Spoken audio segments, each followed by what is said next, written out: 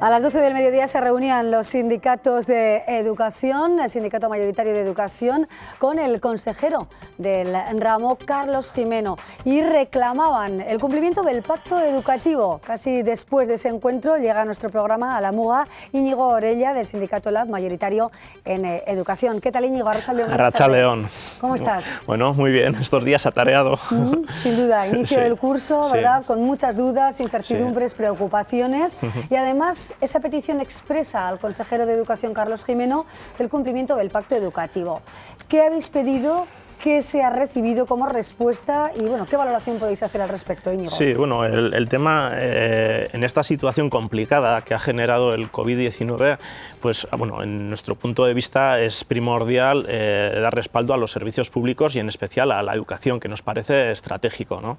Entonces, no entendemos que en esta situación pues, se hagan recortes en educación, ¿no? Y uno de esos es, en el caso de la educación pública, había un pacto firmado con Educación que además se trasladó a una orden foral y bueno, pues esa orden foral programaba o decía que durante este curso iba a haber un par de medidas que se iban a implementar de cara a mejorar las condiciones de los trabajadores y trabajadoras y de cara a mejorar también la calidad de la educación. Entonces, pues según parece, esas dos medidas no se van a cumplir, a no ser que bueno, se ponga remedio a ello, ¿no?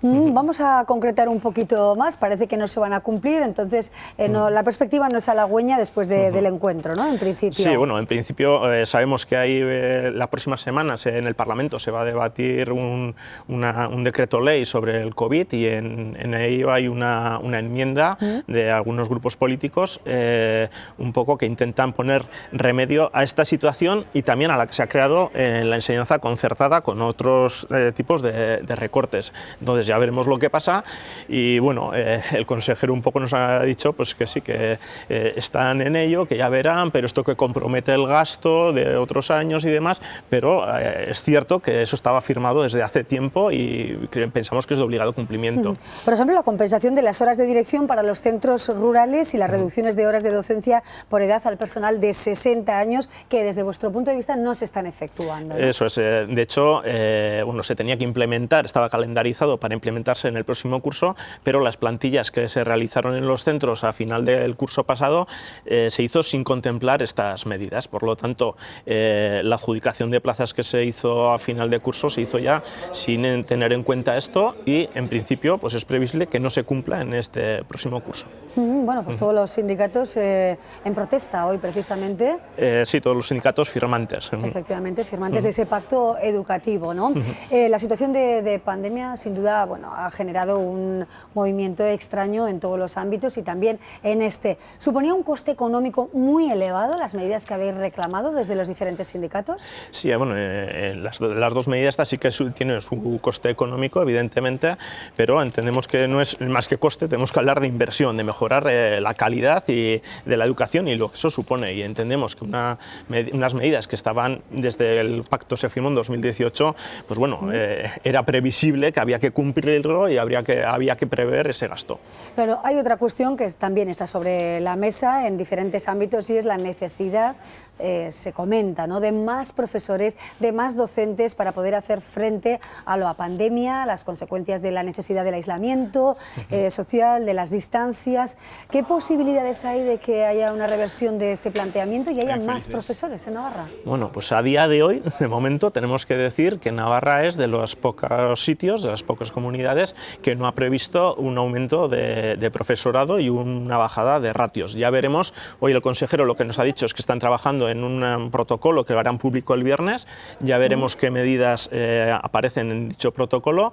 Esta semana se está juntando con parte de la comunidad educativa, no con toda, porque ha dejado diversos sectores ha dejado fuera de esta ronda y veremos si hace caso a las reclamaciones que se le está haciendo, no solo desde los sindicatos, sino también pues, desde directores o otros estamentos, ¿no?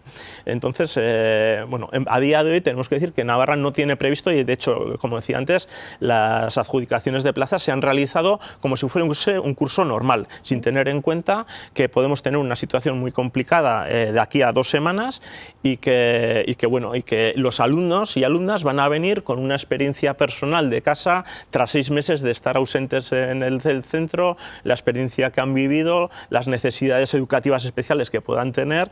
Los alumnos y alumnas que estudian en euskera no han tenido un contacto con el idioma en 6 meses, muchos de ellos. Entonces, ¿cuántos profesores más se necesitaría ahora mismo en la enseñanza navarra? Nosotros no hemos hecho un cálculo, ¿no? Hay por ahí otra gente que está haciendo, pues eso, dicen en torno, pues están diciendo en torno a un 20% más. Han salido datos, pues en Cataluña 5.000 profesores más, en Andalucía 6.000 y pico. Nosotros no hemos hecho un cálculo, pero sí que pensamos que tenía que haber una bajada de ratios, en consecuencia un aumento de la plantilla, no solo de profesores, sino del resto de trabajadores de la educación, comedores, limpieza, personal administrativo, y todo ello no porque sí, sino para repercutir en una mejor atención a ese alumnado y alumna que como decía, va a llegar con una situación muy especial. Exacto, no han sido pues un montón de meses sin contacto con las aulas, pero parece ser que la enseñanza online prima. En principio es lo que se está indicando desde el Gobierno de Navarra, ¿no? Que se apuesta totalmente por lo presencial, ¿no? Es verdad que hay 4 supuestos que podrían convertir esa presencialidad en enseñanza virtual online, en el peor de los escenarios, pero la presencialidad es, parece ser de momento lo que se va a dar en Navarra. ¿Lo veis con buenos ojos? ¿Estamos preparadas precisamente para este tipo de educación? Sí, nosotros en ese sentido estamos de acuerdo con el departamento en que la educación presencial es insustituible y debe ser primordial, más teniendo en cuenta de dónde venimos, ¿no? Especialmente en las edades más tempranas, y esto crea mucha preocupación en las familias.